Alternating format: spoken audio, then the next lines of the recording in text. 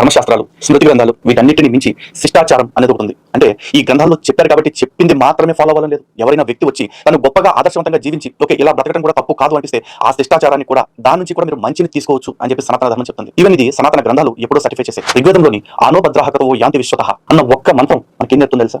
మంచి మంచి ఆలోచనలు ఏవైతే ఉన్నాయో అవి ప్రపంచంలో ఎక్కడెక్కడ ఉంటాయో అవన్నీ వచ్చి మమ్మల్ని చేరుగాక అని ఋగ్వేదం చెప్తుంది.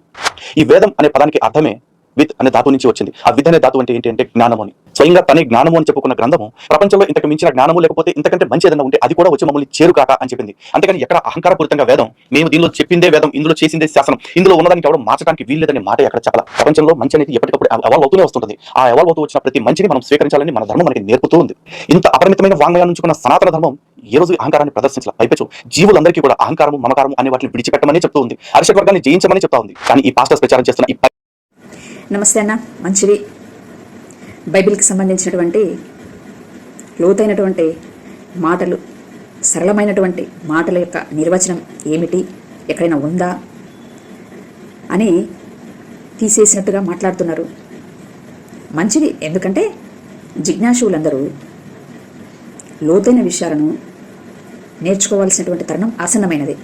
అయితే ఇప్పుడు నేను చెప్పేటువంటి ఈ మాటలు మీకోసమైతే కాదు కానీ అన్న, మీ ద్వారా అనేకుల హిందువులను క్రీస్తును విశ్వసించాలా వద్దా, అసలు క్రీస్తు అంటే ఏంటి అని ఆలోచన చేసేటువంటి వారికి బలమిచ్చుటకు ఈ నా మాటలు సహాయపడతాయని వీడియో చేస్తున్నాము.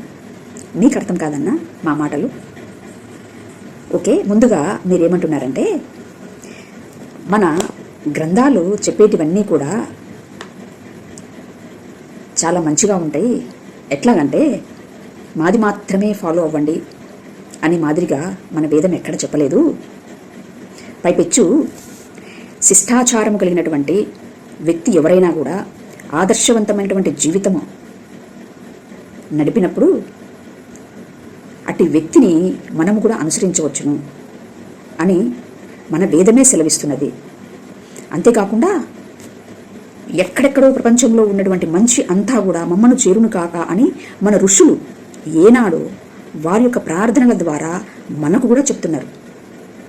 అంటే మంచి లేదా ఇంకా ఏదో ఒకటి తెలుసుకోవాల్సింది ఉంది, వేదంకు అవతల ఇంకా ఉంది. వారి యొక్క పరితపన అర్థమవుతుంది వారి యొక్క మాటల్లోనే. ఎక్కడైనా మంచి ఉంటే మమ్మల్ని చేరునుగాక అంటే ఇక్కడ ఫుల్ఫిల్ అవ్వలేదనా? ఎస్, అవ్వలేదనే చెప్తుంది భగవద్గీత 2వ అధ్యాయము 45వ శ్లోకం. ఒకసారి చూద్దాం. ఇక్కడ శ్రీకృష్ణుల వారు అర్జునికి చెప్తున్నారు, వేదములు ప్రధానముగా త్రిగుణములకు సంబంధించినటువంటి విషయాలను గురించి చర్చిస్తాయి నాయనా.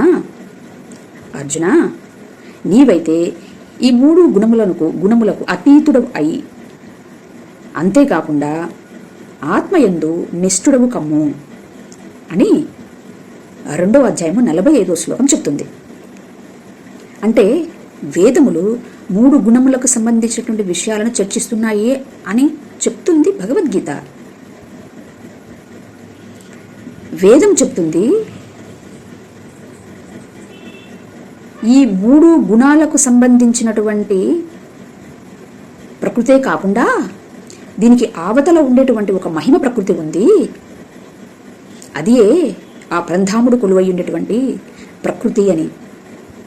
అయితే ఈ వేదము ఆ మహిమ ప్రకృతి గురించినటువంటి మాటలు ఎక్కువగా సెలవీయడం లేదు, కానీ ప్రధానముగా ఈ 3 గుణాలు అనగా భౌతిక ప్రకృతి గురించినటువంటి విషయాలనే చర్చిస్తున్నాయి. అంటే ఆత్మ అనగా ఈ 3 గుణాలను దాటినటువంటి తురీయ స్థితి. అట్టి స్థితిలో నీవు నీ మనస్సును ఉంచయ్యా అని చెప్తుంది. అంటే వేదము ఒక పురుషుణ్ణి వెతుకుతూ ఉంది. ఎవడా పురుషుడు, ఎవడా నిష్ఠాచార్యుడు, ఎవడు ఆదర్శమూర్తి, ఎవడు మట్టి నుంచి మహిమకు ఉత్తీర్ణులైనటువంటి వాడు. భగవద్గీత అంతా కూడా ఒక పురుషుని గురించినటువంటి విషయాన్ని పరిచయం చేస్తున్నది. అందుకే మన అన్నమాచార్యుడు ఒక కీర్తనలో వేదం ఎవరిని వెతికేడిని ఆ పురుషుడిని కొనియాడండి అని చెప్తుంది. వేదం ఒక పురుషుడిని వెతికిందంట. వెతికింది దొరకలేదు. ఆ పురుషుడి యొక్క లక్షణాలన్నింటినీ వేదం చెప్పింది, దొరకలేదు. ఆ పురుషుడు ఎక్కడ బయలుపడినా కూడా దాన్ని మీరు తీసుకొనిరా నాయనా, అది మమ్మల్ని చేరునుగాక అని వేదమే సెలవిస్తుందని మీరు చెప్తున్నారు.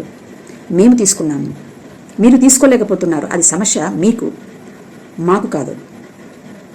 వేదము చెప్పింది చెప్పినట్టుగా తూచా తప్పకుండా దానికి మేము సాక్షిగా ఉన్నాము.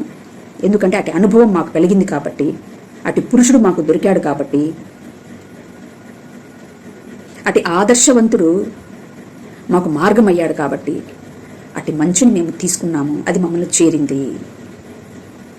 ఏమన్నా మరి వేదమును మీరు అనుకరిస్తున్నారా, తృణీకరిస్తున్నారా? మీరే ఆలోచించుకోవాలి.